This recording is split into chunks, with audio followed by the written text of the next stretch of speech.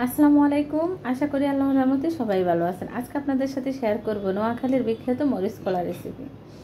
তো আজকে আমি মলা মাছ দিয়ে মরিচ খোলা দিব। আর এই মলা মাছকে আমাদের গ্রামে বলে কাসকি মাছ।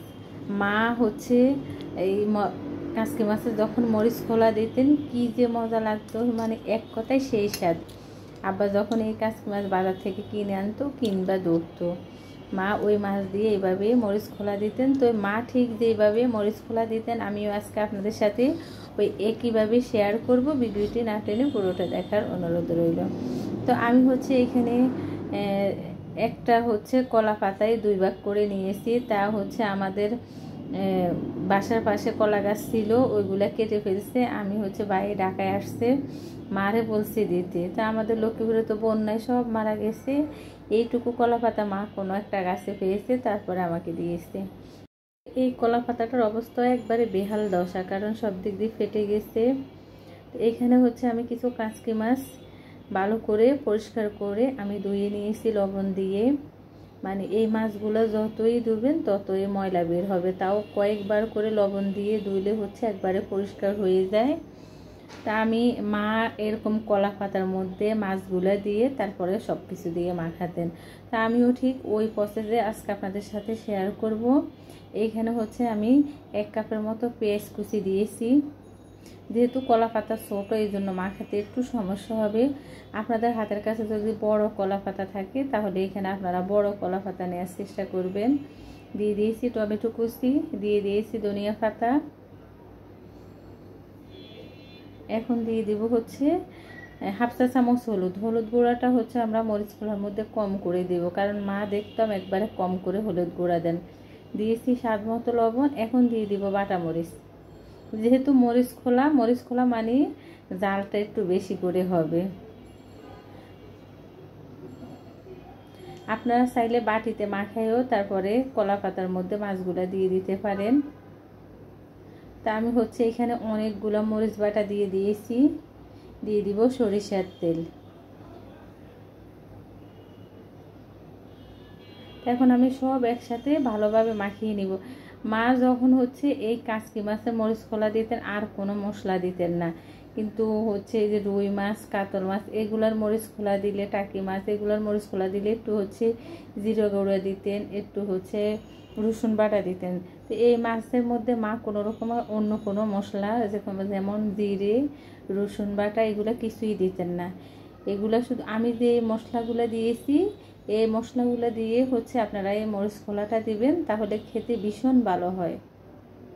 তা আমার সব মশলা ভালো করে মাখানো হয়ে গেছে। এখন আমি কলা পাতা প্যানের মধ্যে উঠিয়ে নিব। আর এই কলা পাতাটা আমি বাজ দিতে পারতেছি না, যেহেতু ছোট আর 2 দিক দিয়ে ফেটে গেছে। আমি কোনোভাবে প্যানের মধ্যে উঠিয়ে নিচ্ছি, না হয় সবগুলো ঝোল পড়ে যাবে। তা আমি প্যানের মধ্যে উঠিয়ে নিয়েছি। এখন একটু সরিষার তেল দিয়ে দিচ্ছি। তো এখন আমি কলা পাতা মুড়িয়ে দিব। এইখানে আমরা কোনো পানি দিব না, পেঁয়াজ থেকে পানি বের হবে, তারপরে টমেটোরও পানি আছে। আমি তেল দিয়েছি মরিচ খোলার মধ্যে, বাড়তি কোনো পানি দিতে হয় না। এখন ঢাকনা দিয়ে দিব। ঢাকনা দিয়ে আমি চুলা এখন মিডিয়াম আঁচে রাখবো। তো আমি আপনাদেরকে দেখিয়ে দিচ্ছি, চুলার আঁচটা আমি প্রথম অবস্থায় মিডিয়াম আঁচে দিয়েছি। আমি 10 মিনিট পরে ঢাকনা সরিয়ে একটু দেখিয়ে দিচ্ছি। দেখেন, এই যে আমি বললাম না পানি বের হবে, তো এই পানিগুলাই শুকাতে শুকাতে আমাদের মরিচ খোলাটা হয়ে যাবে। আবারও 20 মিনিটের জন্য রেখে দিব। এখন আমি চুলা একবারে লো হিটে করে দিব।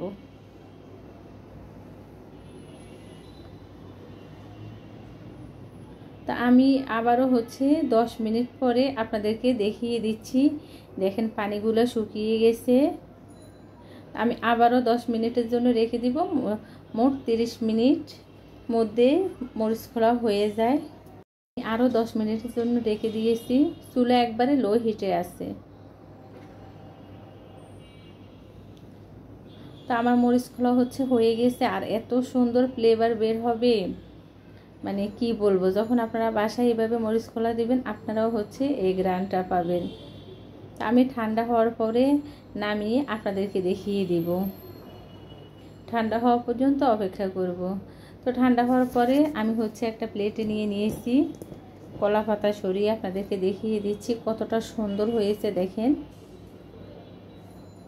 একবার এই প্রসেসে হচ্ছে আপনারা মরিচ খোলার বাসায় তৈরি করে খাবেন।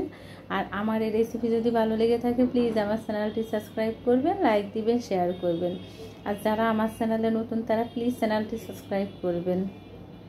তা আমার হচ্ছে আসলে আপনাদেরকে দেখাতে দেখাতে মুখের মধ্যে পানি চলে আসছে, এই জন্য আমি চামচ দিয়ে খেয়ে নিচ্ছি। আমার কাছে ভাত ছাড়া এমনিতেও খেতে ভালো লাগে এই মরিচ খোলা। তো সবাই ভালো থাকবেন, আল্লাহ হাফিজ।